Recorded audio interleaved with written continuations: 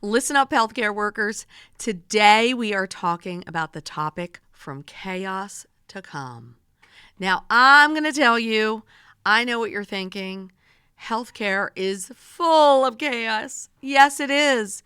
But I'm going to tell you it is possible to shift from a mindset where we see and experience chaos to shift to a place where we can look at things from that lens of calmness. And this is really hard for so many people because in healthcare, I want you to understand it is so dynamic and it is so unpredictable. And quite honestly, I feel like when I look at my entire career in healthcare as a registered nurse, I really wished those early moments in my life, in my education, were filled with somebody sitting me down and saying, now listen, Arleen, I'm here to tell you healthcare is going to be unpredictable. There's never going to be a time where you are going to constantly feel like everything is smooth and grooving. You could have a day where you are fully staffed and everything seems like it's going your way, and boom, there goes a medical, a code. Or a family is raging in their fears, or somebody is having behavior issues or some kind of a meltdown, right? Healthcare is full of unpredictability. And for some people, I want you to know this, for most of us, I guess, as humans, many of us feel the most comfortable. I know for me, I crave it, right? I crave this environment where I can predict the routine, where things sort of feel very manageable and I'm able to navigate through. And again, that's why we want to get to mastery, right? Because we feel like we can handle ourselves in any given situation. But when you're in an environment where there is a lot of chaos, and chaos can come in a lot of different ways, right? It can come in your work environment, from the people you work with, right? We have people in healthcare sometimes that haven't really been given the education on how do you manage yourself and how do you manage your emotional system in a very stressful situation. And by nature, right, people can get triggered and lots of things can happen. That can also happen with the patients that you serve. That can happen in the environment where you work. It can happen pretty much everywhere you go in here in life school. So it is a topic that's actually relevant in and out of work. So don't stress about it. I really want you to think about, how we can learn and understand that in the chaos, if we're constantly working in chaos, there's a small amount of people that they love that, they thrive on it, and it just feeds their soul and it keeps them pumping and going and going and going. But for so many people, if that's not who you are and you're working in that environment, it can absolutely lead to burnout and exhaustion if you're not careful. So you do have to be self-aware of your environment. And I will tell you, for me, genetics is a big part of this. This from Healing the Hearts of Healthcare, the very first edition where I talk about the great sadness.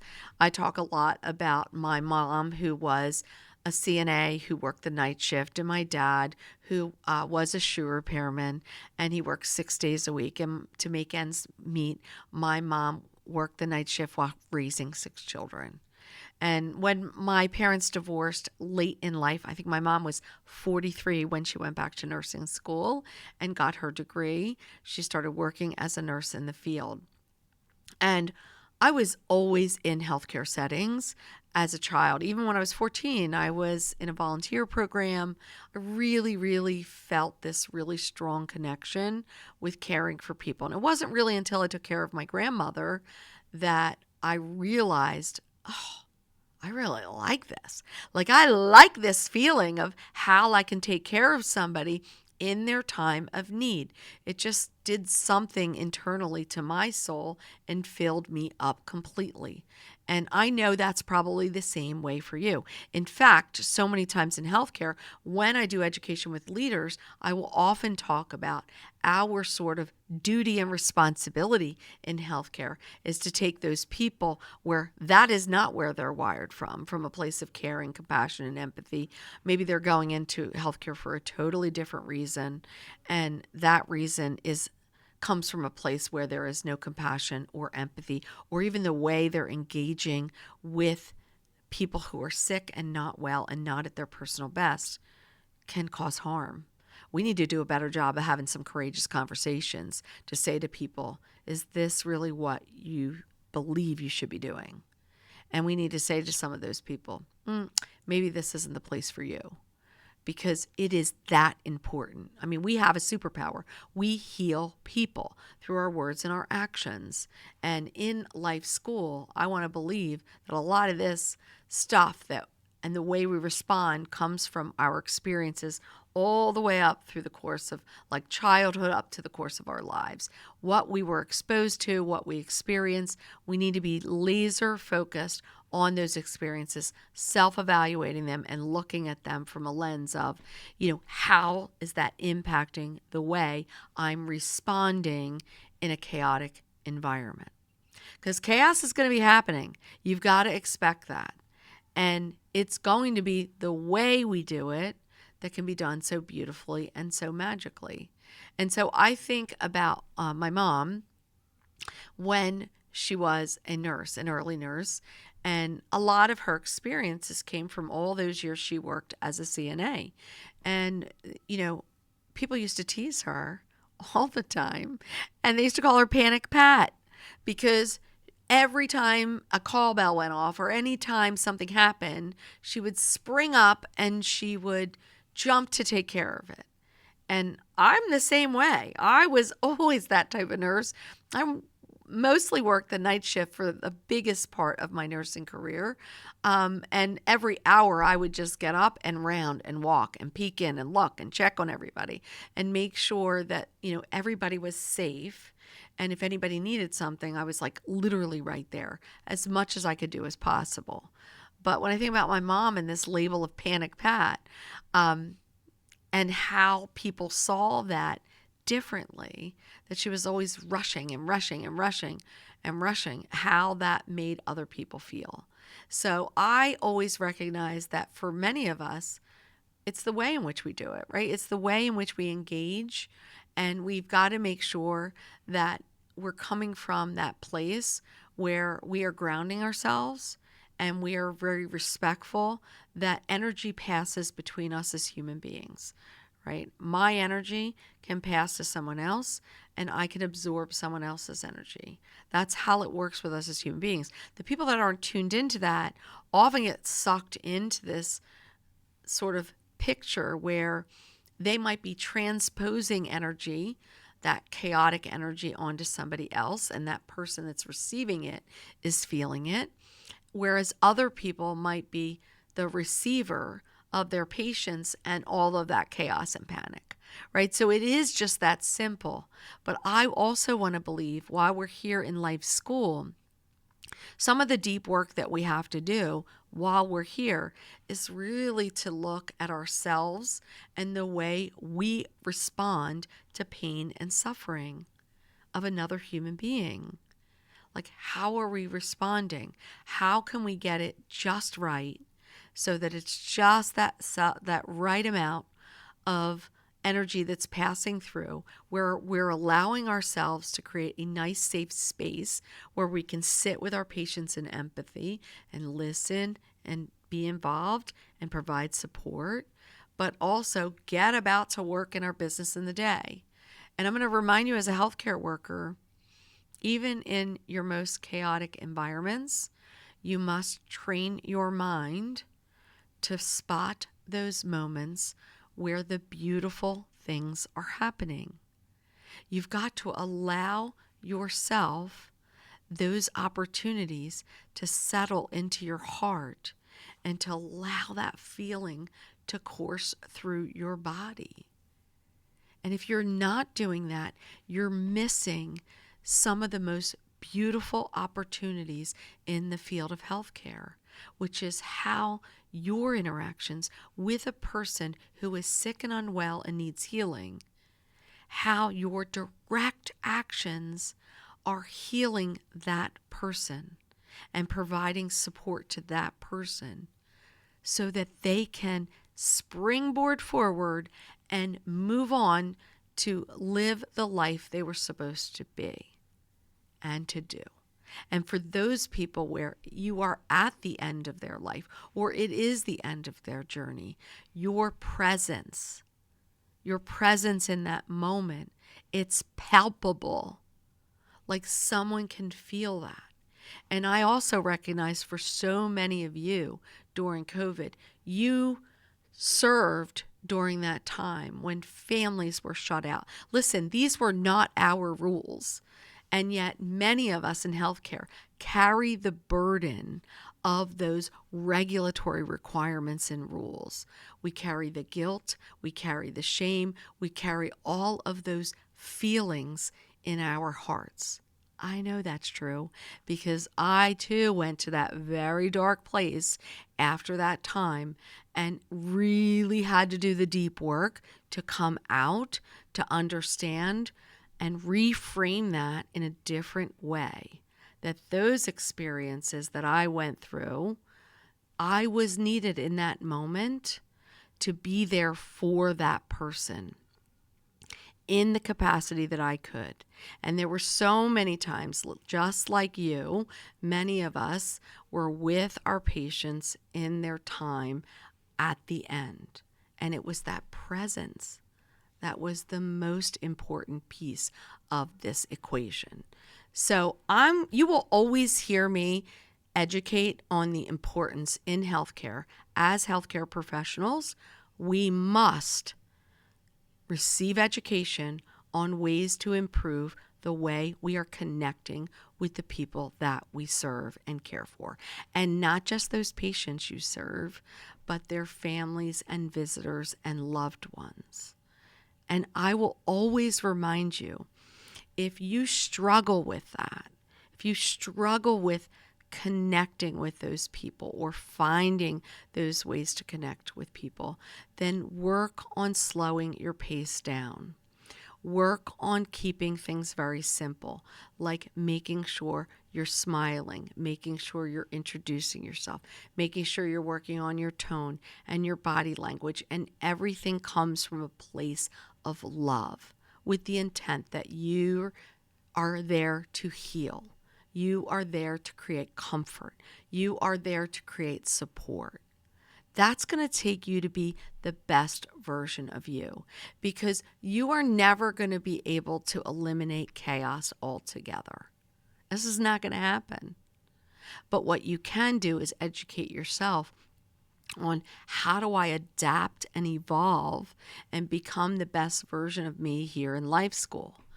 Like when I think of this topic of chaos and the craziness of everything that's happening around us and the importance of coming from a place where we're slowing down our pace and we're really looking at things from like that lens of being silent, I think of that great movie, The Quiet Place.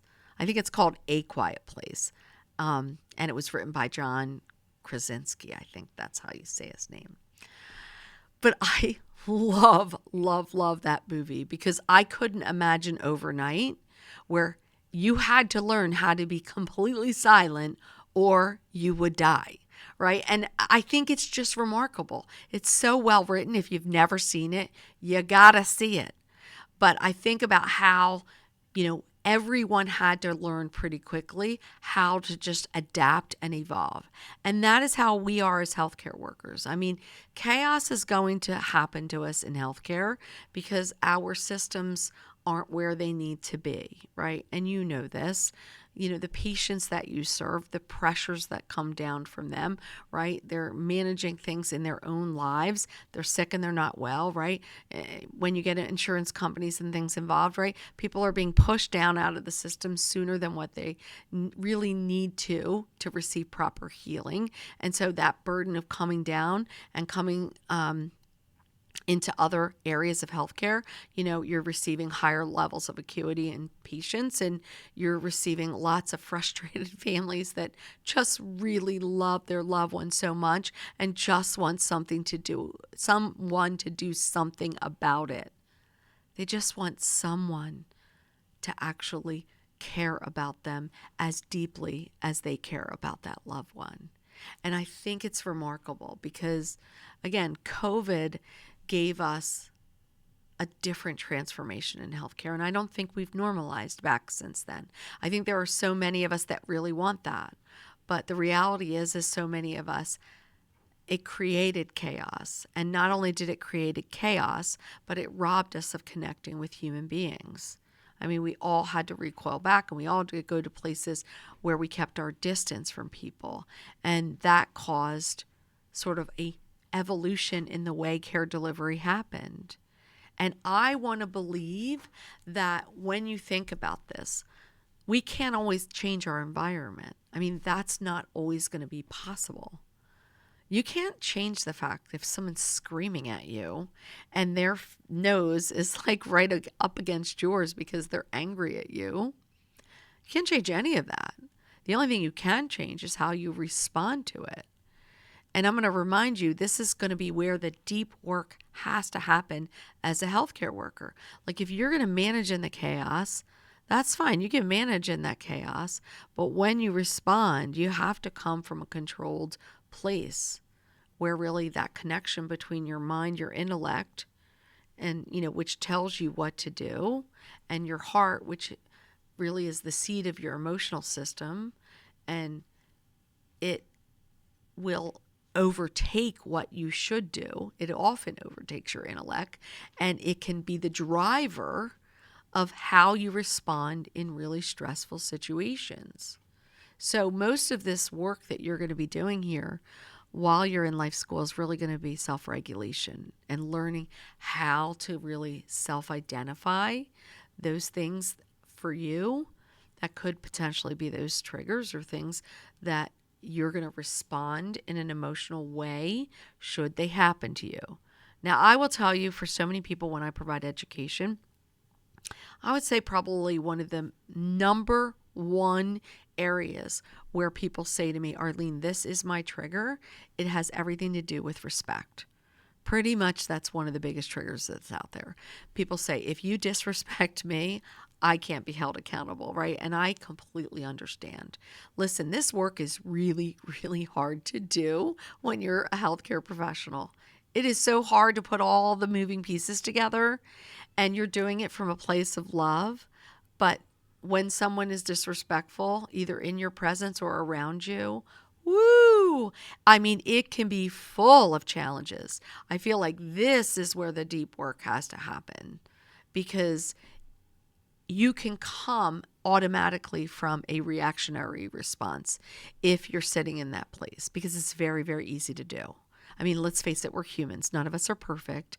So even though we continue to practice and we try to get better and we try to improve our skills and we try to be consistent in every situation and try to make sure that we're gaining consistency, we're getting better and we're getting better and we're getting better, there are going to be times when today is just not your day, right? You're going to come to work and you're going to have lots of things on your mind, lots of things are going to happen to you, and boom, one thing's going to happen. It's going to take you to a place where you're going to feel like you need to respond and react. I should say you're going to come to a place where you're going to react instead of respond. And I think that is so important to keep in mind. So how do you do this? How do you move and shift and go from chaos to a state of calm? Like, how do you actually do this? It's informing new habits. I mean, you know this. This is all about habit formation. When we do things over and over again, and practice it in different situations, we have the ability to replicate it and use those skills in any given situation. And we have to do it over and over again. It has to be like habit, and we have to continually do that.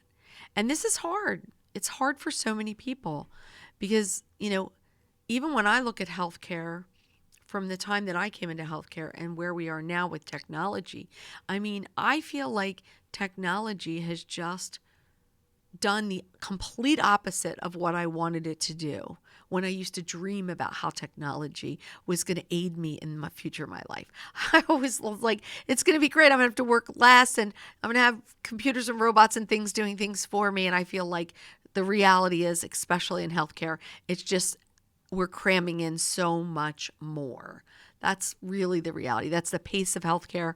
Healthcare hasn't sort of caught up to that idea of like, how do we actually use technology to our advantage so that we can do less and spend more one-on-one time connecting with those patients and using that gift and that superpower that we have, which is we are healers, to actually heal people.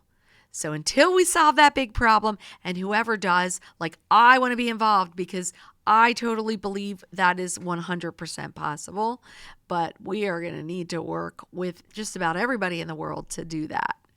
But I will also tell you, when we provide care from that place where, it's with intention, like we are slowing down our pace enough, we're really seeing how our environment is helping us respond in situations. It is so easy to provide care to people that treat you really well, that don't cause any stress to you, or they don't complain, or, they have a nice disposition, or they're generally happy, right? That's like so easy. It's like easy squeezy peasy. It is so hard when somebody is not happy and they've had multiple things happen to them in the course of their healthcare treatment, and they've gotten to that place where they feel like they can no longer continue on. Like they're just so angry and they're so frustrated, and it really doesn't matter who helps them or who gets involved. They're at the point of no return. And again, I think for so many of us, a big part of this work is we've got to look at ourselves. That is really the only thing we can control in those situations. This as a healthcare worker. You can't control everything that's outside of your control.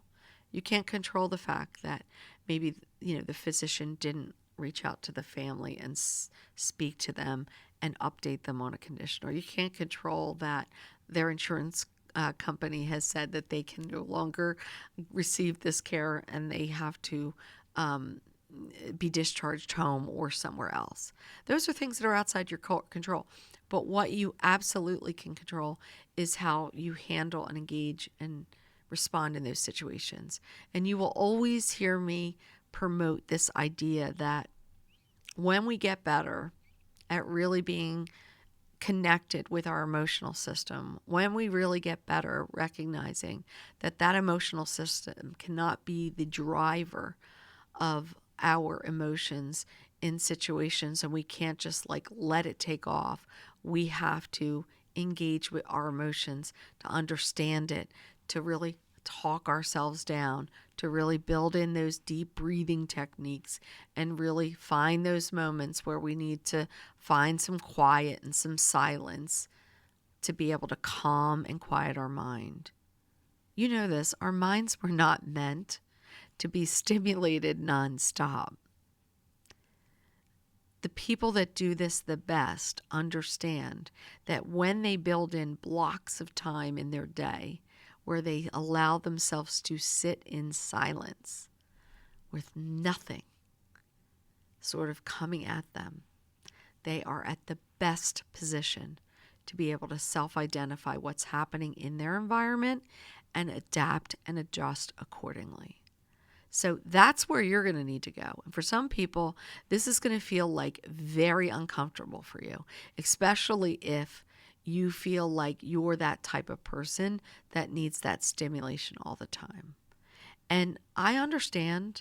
I was the same way. I mean, silence felt like so awkward to me. It was so uncomfortable to me. I felt like I needed to do something or interact with someone. I just felt so strong and powerful in my convictions on this.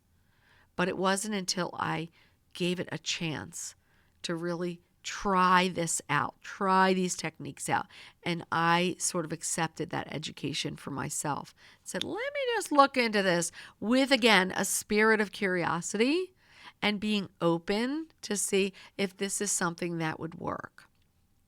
And work, does it ever? So yes, you do have to build this into your routine. these daily acts where you are allowing yourself to sit in silence, for sure. I always tell people, you don't forget. Like, it's not like you wake up in the morning and you're like, oh my goodness, I forgot to brush my teeth. No, like you're brushing your teeth before, like when you get up and before you head out for the day. And if you're not brushing your teeth, you better start brushing your teeth and making it part of your routine. But this is how it needs to be for those moments of silence, because in the chaos, in the craziness, we are so exposed to so many external stimulations that are just firing off, and our mind is absorbing all of that. And that can be incredibly challenging. And I'm also going to remind you, in your health care settings, you might be working with people that thrive to work in chaos. I mean, they know how to bring it. And so don't be afraid to be that person that just sort of pulls back or says, I need a moment. And if you really can't thrive in this environment, pretty much you're the only person solo doing this, because believe me, I've talked to people in healthcare where they were like the only person that was able to sort of self-reflect and create a sense of calm while everybody else was off the rails. Sometimes that does happen. If that's you, you really do need to create a really strong support system, because you're not going to be able to stay in that place for a very long period of time. And in fact, probably over time, you're going to start having these feelings of burnout that's going to settle in, because you're going to be operating from a place where everything around you is so foreign. So how do you manage and shift in these environments? I always tell people there's a couple things you can do. Number one, absolutely visualize what you want, right? So when you're sitting in that place of silence, like create that visual image of like what you're hoping to achieve. And I think that there's power in that. And you can use all 5 of your senses to do this when you're doing it, right? I know for me, I love to put earbuds in and listen to either sounds while I'm in meditation, or listen to sounds when I'm in silence. Especially in the early part before I got really good at sitting in silence, I had to have something. And I will tell you, allow the feelings, whatever's entering into your space, just allow yourself to be open to feel it. I mean, I feel like so many times we're moving about life, we don't even allow ourselves to feel all the different emotions. We just want to move them aside and get to those things that are really good and feel good. But allow those things to come forward. And if you really want to sit in silence and you want to master this, the only advice I can give you is all the books that I've ever read on this and all the practice that I've ever had to do on this really get you back to that place of, if your mind begins to drift, just go back to your breathing. Just really concentrate on your deep breathing in and out. And just every time your mind drifts, you go back to thinking about breathe in, breathe out, right? And I do think, give yourself a little bit of time to actually do that. And for me, let me tell you what I believe sitting in silence does for us as healthcare workers. I think it's one of the most healing things you can do to really keep you at a state where you can continue to come back and do this day in and day out. Number 2, when you start sitting in silence like this and you build this into your routine, and maybe first it's just like 5 minutes a day, and then maybe it's a couple times a day, or maybe you do it in stressful situations. You just say, I need a moment. And for 10 minutes, you go and sit in silence, whether that's in your car or outside or even in a bathroom stall. It really doesn't matter. You just find that place where you can sit in silence. And I feel like for me personally, like when I think about this, I think about this is where I was able to really get to a place where I started to notice things in my environment that other people who were flying 1,000 miles a minute were not. And I had someone once say to me, what I notice in you is that you observe instead of absorb. And I thought about that. And I really, really thought about that. And I said, what do you mean by that? And they said, it's everything. You're observing people's words. You're observing people's actions. Sometimes you can observe people's what they're even thinking because you're so tuned in to their body language. You can almost predict what they're doing. You can see that in other people. And again, this is where the deep work happens for all of us here as healthcare professionals. We're going to do this great work, but if we're going to get to that state where we develop our skills and those tools in our toolbox, and we become masters at being able to manage in these chaotic conditions and environments. Number one, because we're sitting in silence and we can observe more. Number two, it's going to open up your abilities as a human being to really tap into this skill that you must develop while you're here in life school, which is being an expert noticer.